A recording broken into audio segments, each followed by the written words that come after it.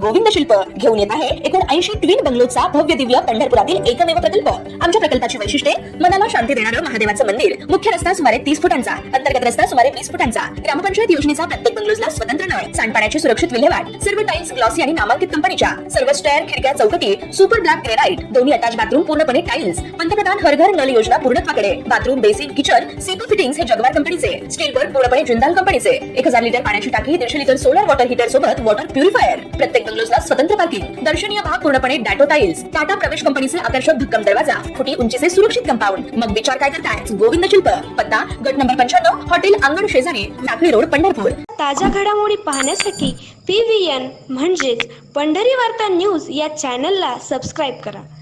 पंढरपुरातील वीर सागर नगर म्हणजेच उच्चभ्रू लोकांची वसाहत मानली जाते। तालुका पोलीस ठाण्याच्या मागील बाजूस असलेल्या या वीर सागर नगर परिसरात अनेक पथदिवे बंद असल्याने अंधार मोठ्या प्रमाणात आहे। या भागात पूर्वी चोऱ्यांचे प्रकार घडले आहेत। सध्या या भागात रात्रीच्या वेळी काही लोक संशयास्पद फिरताना दिसून येतात। याबाबतची माहिती पोलिसांना दिली आहे। तर या भागात पूर्वी रात्रीच्या वेळी पोलीस पेट्रोलिंग असायचे, पण सध्या तसे होताना दिसून येत नाही, अशी माहिती व्यापारी व इथले रहिवासी विपुल फडे यांनी दिली असून या भागातील समस्यांकडे त्यांनी लक्ष वेधले। काय पंढरपुरातला माझं नाव आहे विपुल नंदकुमार फडे। दुसरी गोष्ट, मी आता सध्या वीरसागर नगर मध्ये आहे। वीरसागर नगर मध्ये आमच्या इथे परवा गांधींच्या इथे मोठीच्या मोठी चोरी झाली, त्याचा अजून पत्ता नाही। वीरसागर नगर मध्ये रोज रात्रीच्याला 2 व्हीलरवर 3 तिबल सीट लोक येतात, भंगार उचलतात, काय सापडेल ते उचलतात, काय वजन उचललं ना तिथेच फेकून जातात, ज्या महत्वाच्या वस्तू आहेत त्या नेऊन विकतात। आता आम्ही पहिली सिक्युरिटी ती बदलली, पोलीस मित्राची सिक्युरिटी आणली आहे।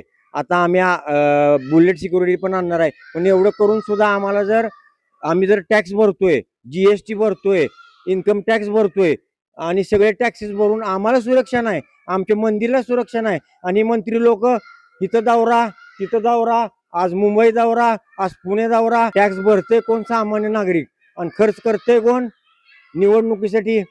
आजपर्यंत पूर्वी कधी एवढ्या चोऱ्या झाल्या नाहीत, इतक्या चोऱ्यांचं प्रमाण वाढले। सामान्य नागरिक रुपयाने पैसे जमत असतो।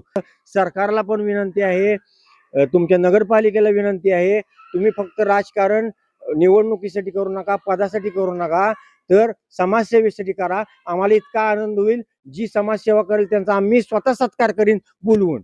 एवढीच माझी विनंती आहे।